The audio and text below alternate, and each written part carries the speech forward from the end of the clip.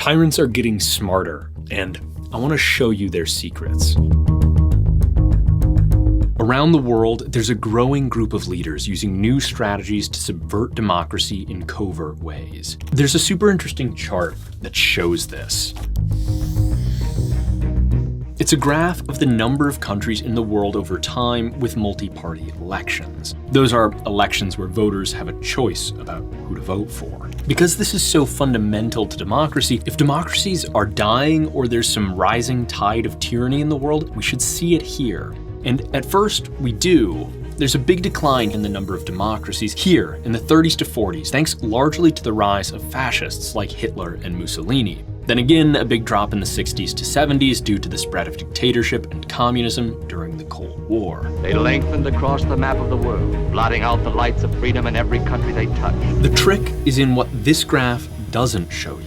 Consider the United States. It's counted here starting in 1825, when slavery was still legal and voting limited to some white men. Is that really democracy?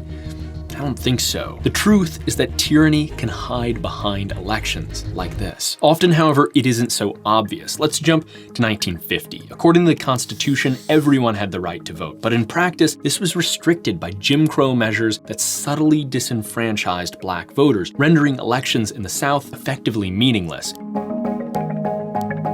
This is what's called stealth authoritarianism, because it's hiding in the details. Today, it's not just sneakier than ever, it's spreading all over the world. Take Hungary today for one last example. It's included on this graph because, like any democracy, it has elections with multiple competing parties. Here, suffrage isn't restricted like Jim Crow America. Instead, one party's just rigged the map. In 2014 and 2018, this party, Fidesz, won only 45% of the vote, yet received supermajorities in parliament. And even if they did somehow lose, they've embedded loyalists so deep in the courts and bureaucracy that any other party would find governing impossible. But like I said, they're not alone. Fidesz is increasingly admired and imitated by right-wing movements all over the world, including in America. What's happened in Hungary is a miracle. That's why I want to dive deeper into stealth authoritarianism, because it's spreading and because its subtlety makes it really hard to detect and to fight. So we're going to look at how stealth authoritarianism works, how dangerous it is compared to more overt forms of tyranny like fascism, whether it's spreading right now in America, and how to fight it. Because this new quiet tyranny may be growing in your country too, even if you don't know it yet. To understand this new, sneakier type of tyranny, we have to look at what it evolved from and why. The easiest way to do that is with a hypothetical country that captures the process super clearly, and then we can look at some real-world examples to help us connect these ideas to what we're seeing today. So let's look at Leviathonia. By the way, this video has no sponsor. We had one lined up, but canceled it because it just didn't feel right with this topic. If you want to support what we do though, subscribe and stay tuned for a message at the end of this video. Okay, back to Leviathonia. For millennia, it was a monarchy premised on the divine right of kings, until the people realized that not only was this all a ruse, but that any ruler's power ultimately depended on their consent. So they revolted, declaring the Republic of Leviathonia. Now elections, not bloodlines, would decide who was in charge. In turn, Leviathonia saw big economic growth and improvements in quality of life across the board. However, after some time, the Republic suffered an economic downturn and defeat in a big war with their neighbor, the Principate of Virtue. Now people weren't just suddenly poorer, they felt dishonored. No longer forced to simply accept such adversity as they did under the king, the people instead got angry with their leaders who were failing to address these big challenges.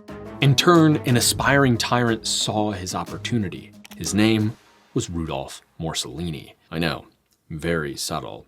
Anyway, Rudolf's plan was simple. He'd have to win the people over. Luckily, they were angry, hopeless, and disillusioned, so he offered them hate, hope, and a new path. For the defeat in war and economic downturn, he falsely blamed a long marginalized minority that had managed to achieve some prominence in cultural and economic life. They were easy to hate, and he was able to sick armed militias on them and other designated enemies. To inspire hope, he promised a return to national glory and prosperity. The catch, however, was his insistence that he alone could achieve this, and that to do it, he'd need absolute power. Anything less, and he wouldn't be able to overcome that shadowy and powerful minority. When the next election rolled around, he and his Morsi party won a majority, in some part thanks to genuine support, but mostly because people were just fed up with the failed system and leaders and wanted change. Empowered by the people, he pursued a simple 3-step plan to do as promised and consolidate power. First, he attacked the ability of his opposition to organize against him, restricting press freedom and other forms of association. Next, he called on his majority in the legislature to surrender their powers to him as executive with an enabling act, allowing Rudolf to rule by decree. Finally, he purged the courts and bureaucracy and filled them instead with loyalists. Within the span of months, Rudolf's coup was complete because he eliminated all checks on his power. There was no opposition, no actors independent from his whim. It was the antithesis of democracy and accountability, yet he achieved it largely by democratic means, and so justified his rule as freely mandated by the people. They voted for this, he made sure to remind everyone. Over the next few years, Rudolf exercised this power ruthlessly against his hated minority and eventually in war against his hated neighbors, in a bid to restore national honor and expand his own power.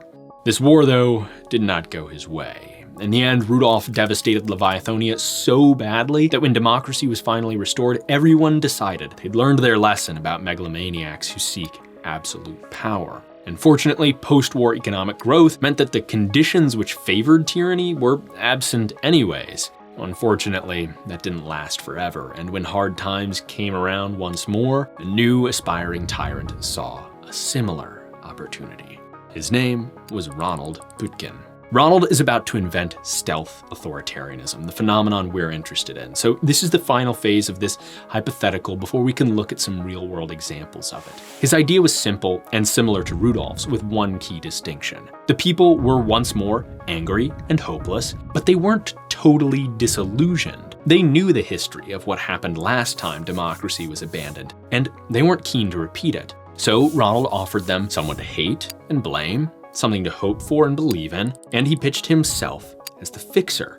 But he didn't insist that democracy was the problem. He was far more clever. Like Rudolf, he claimed a shadowy minority was in control, but he further claimed that he had to oust this hated group from the halls of power to restore democracy. So when he won an election, he claimed a mandate for sweeping reform. Because he couldn't quite end freedom of speech, his rich allies bought up media outlets and he criminalized libel. Because an enabling act would look too much like dictatorship, his majority in the legislature instead just let Ronald call the shots and didn't object when he started infringing on their authority. And because democracy had been subverted for so long by shadowy elements, he purged the bureaucracy and courts of activists, replacing them with loyalists. Unlike Rudolf, Ronald justified his actions not as the destruction of a defunct system, but as a restoration of democracy, accountability, and transparency. However, the upshot of their actions was the same. And in the end, Ronald had undercut his opposition's ability to organize, reduced competition from the legislature, and eliminated checks on his behavior from the legal or administrative establishment. Admittedly, his hold on power was a bit more fragile than Rudolf's, but Ronald was paradoxically harder to attack because he took such great pains to preserve the image of democracy, his tyranny hidden in plain sight. So he was able to further solidify his grasp on power until Ronald ended democracy without anyone noticing. By the time it was obvious, it was too late. Okay, so we've looked at this theoretical democracy fall apart, first to authoritarianism and then to a stealthy variant. But what about real-life examples? Well, the most dramatic cases of overt authoritarian takeovers in democracies are Germany, Italy, and Japan of the 20s and 30s. There were global events driving this rise in tyranny: war, socialist revolution, and the Great Depression. They created the conditions of economic deprivation and national despair, and left average people disillusioned with democracy and receptive to rhetoric of love, hate, personalism. This was nowhere more true than in Germany, which democratized suddenly after losing World War I.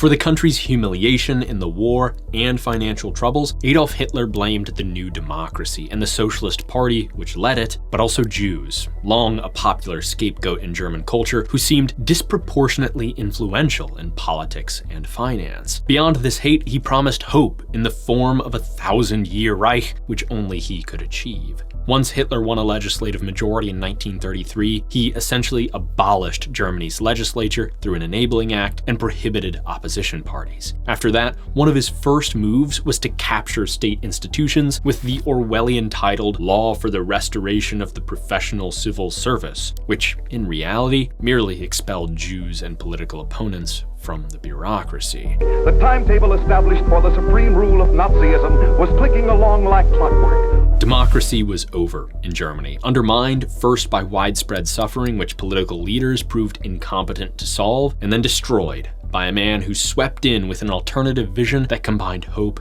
hate, and personal appeal. Once in power, he used the strategy from our theoretical case: eliminate the opposition, seize executive power, and capture state institutions. For another example that inspired Hitler, let's rewind to Italy in 1922. In response to growing socialist power, Benito Mussolini and his fascist militiamen undertook a march on Rome, threatening and intimidating the Italian king and Italy's weak democratic leaders into submission.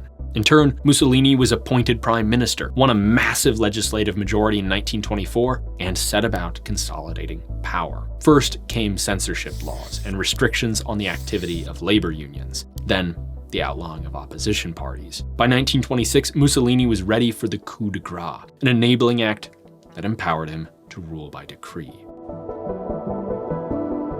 What we see here is the naked exercise of physical force and political power to transform the system with a formula very similar to Hitler's. It happened under the cover of law, but along the way, Mussolini was upfront that democracy was the enemy. And finally, we have Japan, a bit of a different case. Here, democratic gains made in the 1920s unraveled in the 1930s as a spate of assassinations aiming to restore the emperor terrified the political class into submission, helped along by a court system that basically permitted the assassinations to continue. If that sounds fucking insane, you'd be right, and if you want to learn more about it, you can watch our video. Japan in 1932 was insane. But anyways, by the end of the 30s, the military had put an end to civilian politics, forced the dissolution of political parties, and passed a bill that seized control over the national economy. Like Germany and Italy, the upshot of this tyranny was eventually war on their neighbors, and then the world. Japan's case differs from the Europeans, though, since it was a direct military seizure of power rather than an electoral coup. But their shared anti-democratic DNA is important, and the employment of terror, basically legalized by the country's judiciary, is instructive. So those are our historical cases. They show us how authoritarianism develops in its most obvious, brutal form. However, because all of these fascist regimes failed so spectacularly by 1945, the rules authoritarians had to play by changed. They had to get smarter. In 3 modern Eastern European examples, Russia, Hungary, and Poland, they have. In all these cases, the transition from Soviet rule was uneven and made some right-wing parties deeply suspicious not just of communism, but the liberalism that attempted to replace it. Determined to win power and entrench it, they developed cunning strategies of stealth authoritarianism.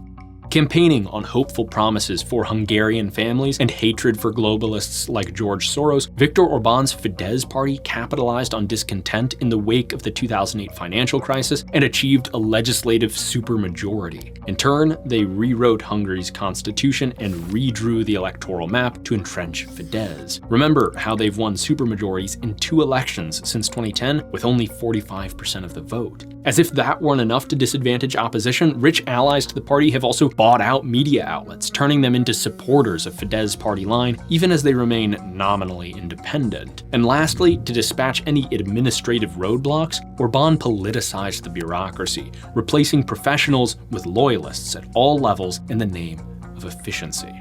It's classic stealth authoritarianism, exactly the kind of thing you don't see if you're just looking at a graph of countries with multi-party elections. Democratic competition and accountability for powers have been totally destroyed, using shockingly similar methods as the classic authoritarians, by a man who who claims to be restoring democracy.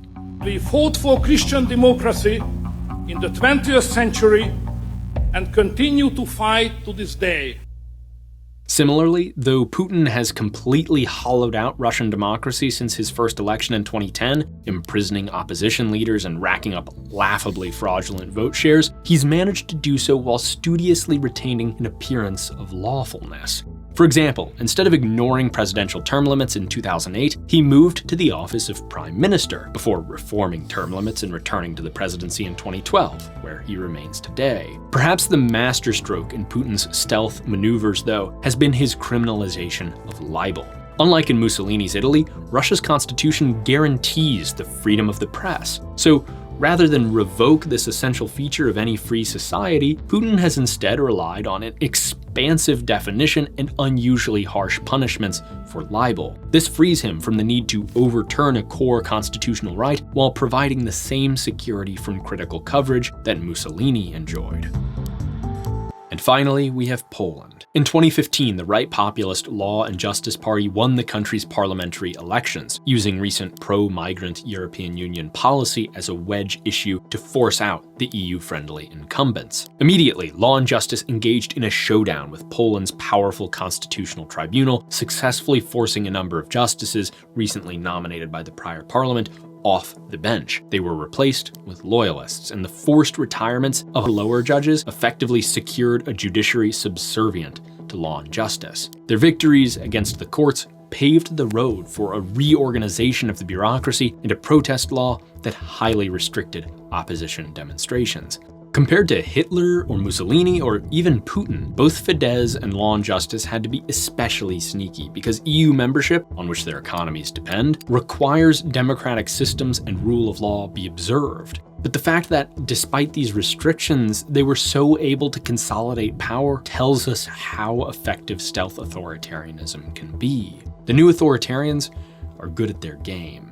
They neuter opposition parties without banning them outright. They silence the press without censorship. And they capture state institutions while claiming that this is all in the name of efficiency, transparency, sovereignty, and democracy itself.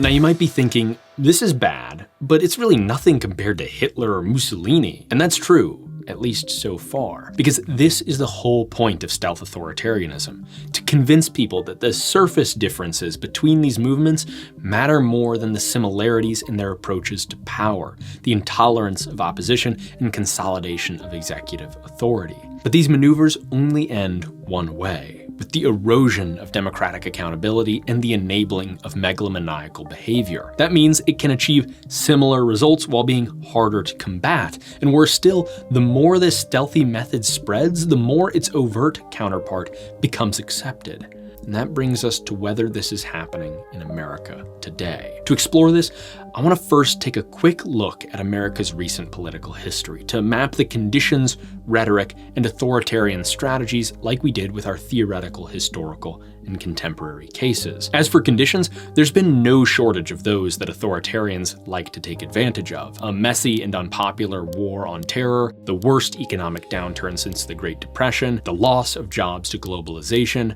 you name it. In creating or failing to respond to these problems, the political establishment squandered their credibility and created an opening for Trump to come in, make America great again, take over the Republican Party. The donors, the special interests, the lobbyists have very strong power over these people, and win the 2016 election on a promise of big change. This American carnage stops right here and stops right now. Within just a few years of that, we experienced a global pandemic that killed over 1 million Americans and wrought havoc on our social fabric. An explosion of protests against police brutality that splintered into riots which rendered them extraordinarily divisive. And then, to top it all off, record inflation and a surge of asylum seekers at the country's southern border. At the same time, the rapid pace of technological development has left many, especially young Americans, alienated and isolated by social media.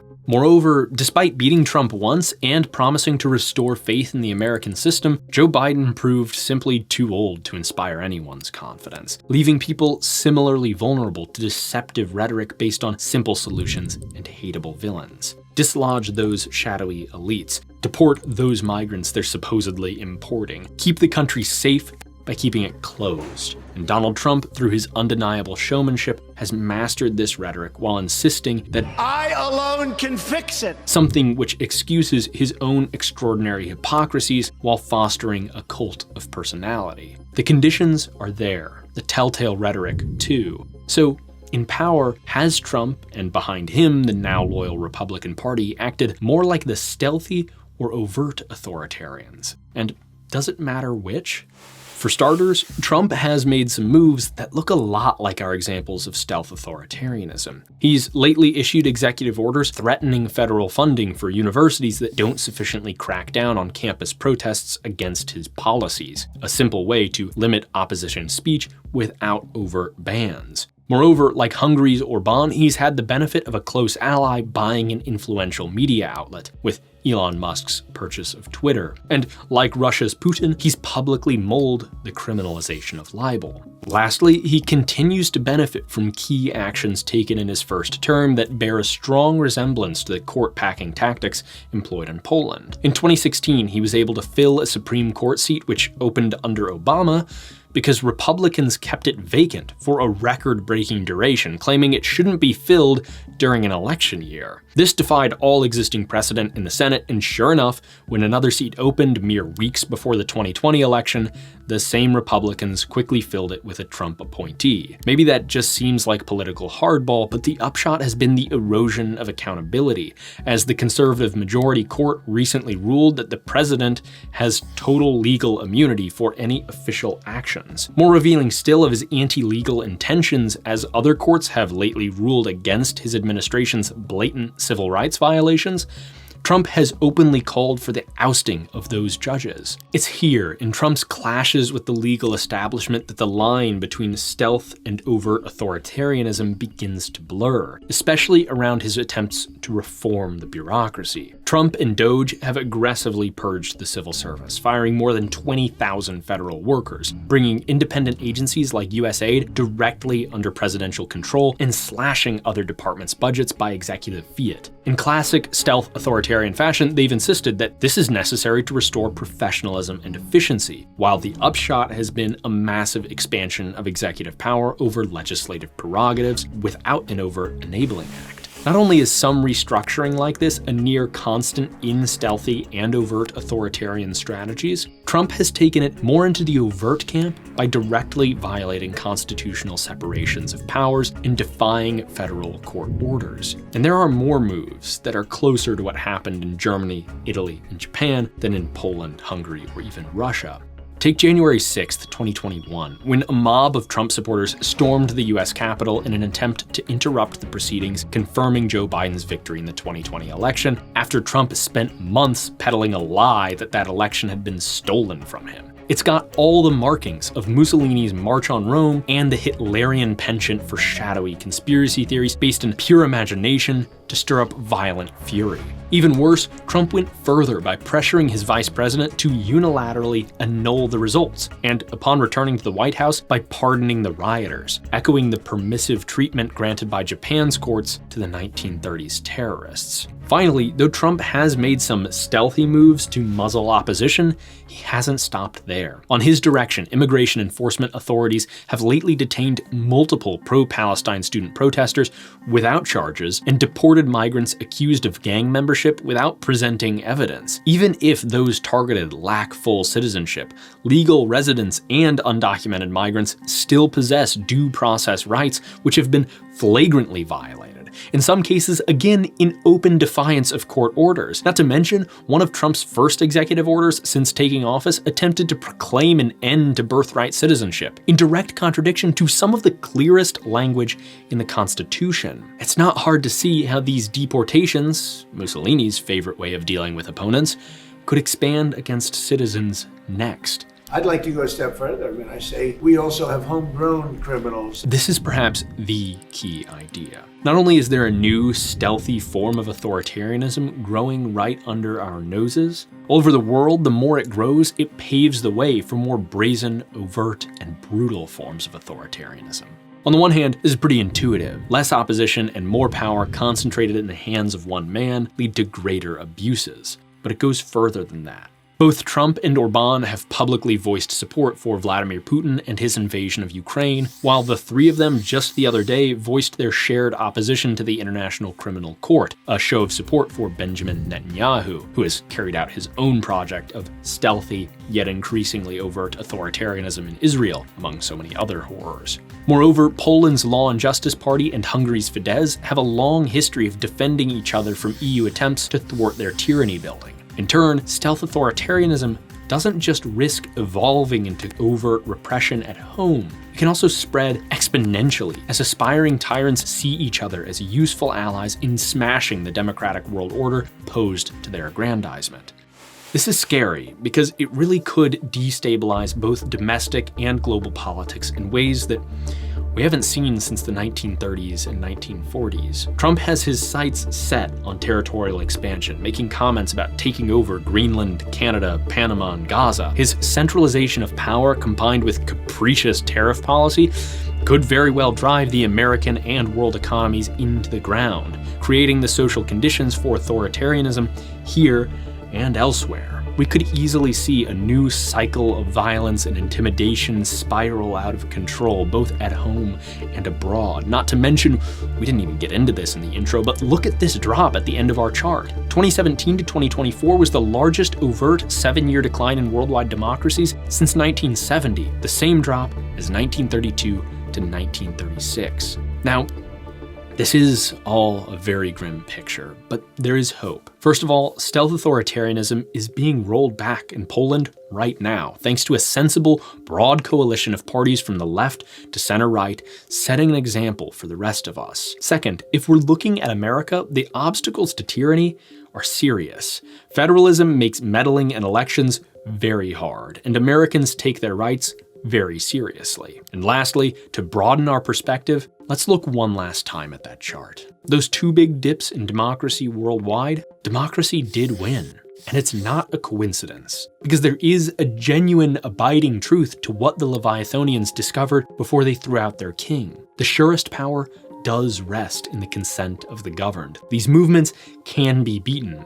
Often they display stunning incompetence and win legislative majorities without corresponding popular ones, meaning that they lack popular consent. They depend most of all on the persistence of social ills exacerbated by poor leadership. And that means if we're going to find a way forward, we need change. The kind of leadership necessary to weed out authoritarianism, or worse, fascism, is not going to emerge from the Beltway or the Ivy League. That combination has proved too insular, too old, too immersed in its own world to consider alternative perspectives. They don't have what it takes. We need fresh ideas, fresh faces, and genuine commitment to problem solving. That will come when liberals are willing and able to defend themselves in a robust public debate about where the country goes next, abandoning efforts to enforce rhetorical purity and instead emphasizing clarity, sincerity, and seriousness. We need new leaders with new visions, and in a democracy, those only come from one place: all of us. And if we want them to behave like that, it starts with us. If you think that message and this video are important, share it with someone who needs to hear it. And if you want to help us keep making more like it, we now have merch that directly supports the channel. We've got embroidered logo tees in 2 classic colorways, a beautifully designed coffee mug, and 3 posters inspired by our most popular videos, all of which I spent way too much time perfecting. I know, it's strange to talk about merch after a topic like this, but the reality is independent creators like us rely on support from viewers like you. And frankly, as long as we're around, we'd rather be funded by this community than by some faceless sponsor. With your help, we're committed to telling stories that matter to democracy, stories that need to be told, especially now. So if you want to help keep them coming, check out the merch at shop.spectacles.news or click here. And for the first week after this video is published, we're doing up to $10 off posters and 20% off everything else. Again, that's shop.spectacles.news right here. Thanks for watching, and thanks for your support.